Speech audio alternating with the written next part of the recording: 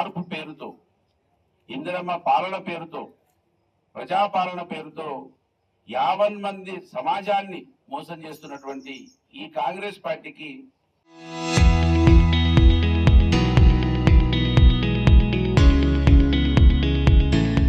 మోసం చేసుట్లో పద్మశ్రీ పద్మభూషణ్ ఇవ్వాలని నిజంగా కోరుతా ఉన్నాను.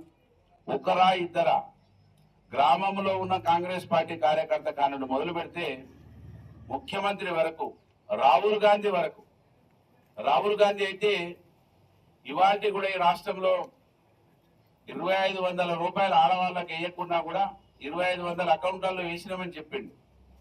బీసీ రిజర్వేషన్లు ఇక్కడ ఇవ్వకుండా బీసీ రిజర్వేషన్లు ఇచ్చినామని చెప్పిండు. అన్ని చేసినాం అని మొన్న మన మేనిఫెస్టో కమిటీ చైర్మన్ పెద్దలు చిత్రగుప్తుడు ఈ 420 హామీలకు రూపక శిల్పి మన మంత్రి ఎమ్మెల్యే గారు మొన్న రివ్యూలో 370 హామీలను చేసేసినాం, ఇక కొన్నే మిగిలినాయని చెప్తున్నాడు. నిజంగా ఇది అద్భుతం.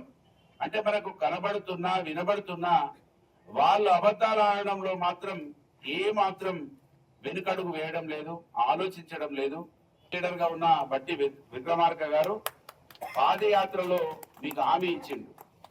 నిజంగా ఆయనే పాదయాత్ర చేసి ఆయనే హామీ ఇచ్చి ఆయనే మంత్రి తర్వాత కూడా దీన్ని విస్మరించడం అనేది ఇంత అద్భుతం ఎక్కడన్నా ఉంటుందా? నిజంగా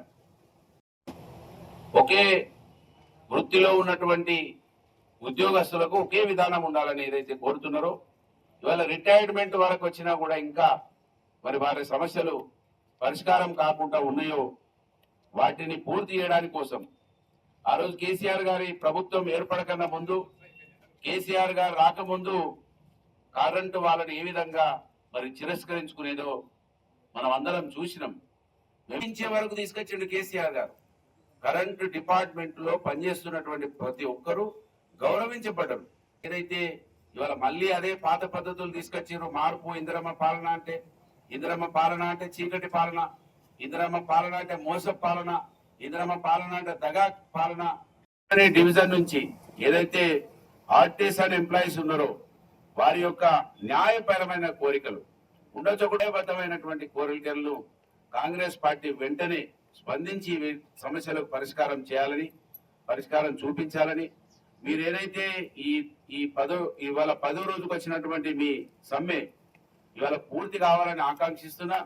ఒకవేళ కాకపోతే మీరు ఏ చర్యలు తీసుకున్నా, మిమ్మల్ని భయపెట్టిస్తున్నారు, మిమ్మల్ని ఉద్యోగాలు తీసేస్తామని, ఇవాళ మీరు ఉద్యోగాలలో చేరకపోతే మిమ్మల్ని ఏమంటారు, టర్మినేషన్ చేస్తామని ఏదైతే చెప్తున్నారో, ఇవాళ మీరు టర్మినేషన్ చేస్తే ఇందిరమ్మ పాలన అంటే అది కూడా పూర్తి చేసినట్టు అవుతుంది. ఎమర్జెన్సీని తలపించే విధంగా ఎమర్జెన్సీ పాలన విధించినట్టు అవుతుంది. ఇది మా హక్కు, భారతదేశంలో రాజ్యాంగం కల్పించినటువంటి హక్కు. మాకు కష్టం వచ్చినప్పుడు ధర్నా చేసే, నిరసన తెలిపే హక్కు రాజ్యాంగంలో కల్పించి ఉన్నదనే విషయం కాంగ్రెస్ పార్టీ విస్మరించి మాట్లాడడం ఇది దౌర్భాగ్యం.